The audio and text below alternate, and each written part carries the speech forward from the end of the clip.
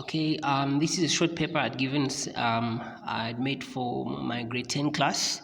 It's very short because we were just from writing one a week ago, so we do them frequently so that we don't really as part of our exercises. And this happened to be our last for the term, so it was the end of term test. So this is chemistry, and the first question reads: give an example of a mixture that can be separated by each of the following methods: separation or separating funnel, immiscible liquids like water and oil, fraction distillation, water and alcohol, therefore miscible liquids. Number 2, an atom of oxygen has an atomic number of 8 and mass of 16. How many neutrons does it have? Use your equation here. The mass is this, atomic number is this, therefore mass is 16, atomic number is that. When you do your subtractions, your neutron number will come out as 8. The answer is 8 here. Number 3, a subatomic particle. Which subatomic particles are called nucleons? These are protons and neutrons. They belong or they are found in the nucleus. So they are called nucleons. Number 4, write the electron configuration of boron with a nuclide of mass 11, atomic number 5.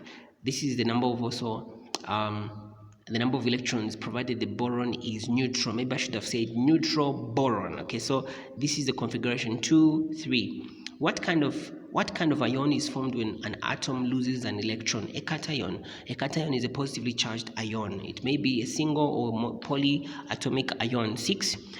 Define atomic valency. Combining power of an element over an atom, but the answer there is combining power of an element. Therefore, this is the number which represents the number of bonds an element or an atom would form if involved in chemical bonding. Therefore, what we look at here in our grade 10, 11 is usually simple valency. We don't touch hypervalency or hybridization and all those things. We don't touch them. So this is our answer. The number 7, write the chemical formula of the resulting compounds. Therefore, calcium and chlorine, they would form calcium chloride. How do you write this formula? Check out the valencies. Valency of calcium is 2, valency of chlorine is 1. You swap the valencies. You swap the valencies of these species, and once you swap them, the valencies become atomic ratios. You write them down here. So there's a 1 here, but we don't show it because this atom already represents 1. So your formula would be like that. This obeys what we call the law of constant composition. Okay, the law of constant composition. Number B, Mg and O, that is magnesium and oxygen, both have valencies of 2, 2. Your answer is going to be MgO. Okay, you have a 2 there and a 2 there, but we always simplify. Here, if we simplify, we would say we simplify by the lowest atomic ratio, 1 over 1, 2 over 1. The answer will become like this. Here it will be Mg2 and O2, like Mg2, O2. Then you have to simplify this. Okay, so we said over 2, then it gives you that. Okay, so the answer comes out as MgO. So you have to simplify if the ratios occur like in this case here. So you swap the valencies, and as you swap them, let them come down like here and there to become atomic ratios. Ion 2 ion, and sulfate ion. So our valencies are this and this. How do you know the valencies? They are equivalent, not equal, but equivalent to the charge. So the valence here is 2, the valence here is 2, but not positive or negative. No, just say 2 or 3 or 1. Unless if you're stating the oxidation numbers, when you can say positive or negative or 0. So the final element would be this. Therefore, once you swap these, you'd have a compound which would be like ion. This 2 goes to ion, it will be 2. Then sulfate, since the sulfate has a 4 here, you'll be forced to put brackets to put a 2 there. So the ratios are 2 to 2. You can simply simplify these ratios by dividing by the smallest. And since they are the same, you'd simply have the same 1 to 1. Like this is counted as 1. So the answer comes out as that. My next question is hydrogen reacts with oxygen as in the equation below. Rewrite the equation and balance. This was very simple for them. I didn't want them to be, actually I also had a lot to mark, but again I wanted to meet them somewhere. So balancing, this is how it would come out.